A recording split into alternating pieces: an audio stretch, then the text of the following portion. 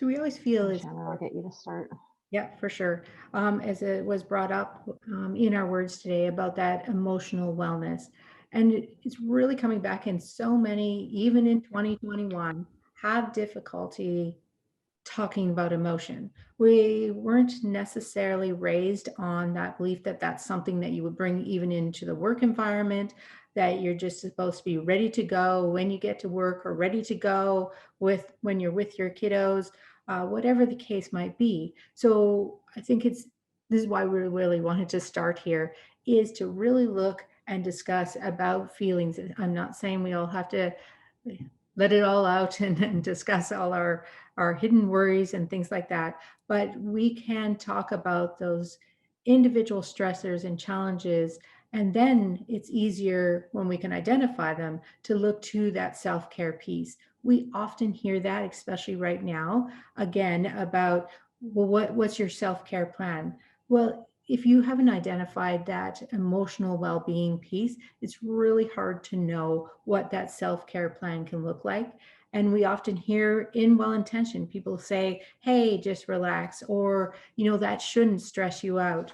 Whatever it's individual. And that's the biggest piece I think we need to understand. For each person, that is unique. And in emotional wellness, it's how you identify that in your life. Hmm. How do you meet your needs? This is something working in the field of with people that have complex needs. And Shannon and I used this as a motto when we were working with schools that fair is not everyone being treated equally, that fair is everyone having their needs met. And the same goes for us and our well-being is that each of us has to figure out what we need. For example, for myself, when I was a young mom, I just thought I needed to be driven and to, thank goodness there was no Pinterest because I think I would have had to take every single tip and I would have had to do all the things that you think you should do and do it to over and above, and then I forgot about myself in the equation. And and I think in anything, when we start forgetting about ourselves, we're really not able to be up to, for the job 100% because we have to take care of ourselves. We have to pay attention to, um, how do we cope with stress?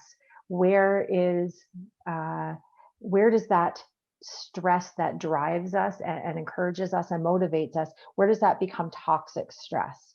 And how do we find what we need in our lives to be able to mitigate that? um, and so that's just, I guess, a little bit of the emotional wellness. And it's Does anyone, sorry? Sure. I was just going to say, and it's something that we've used even in the support groups, Hmm. kiddos, is let's begin to identify just that feeling that becomes, there's, like Paula said, there's the good stress that motivates us. But when we begin to identify those triggers and cues within ourselves of when stress is no longer healthy,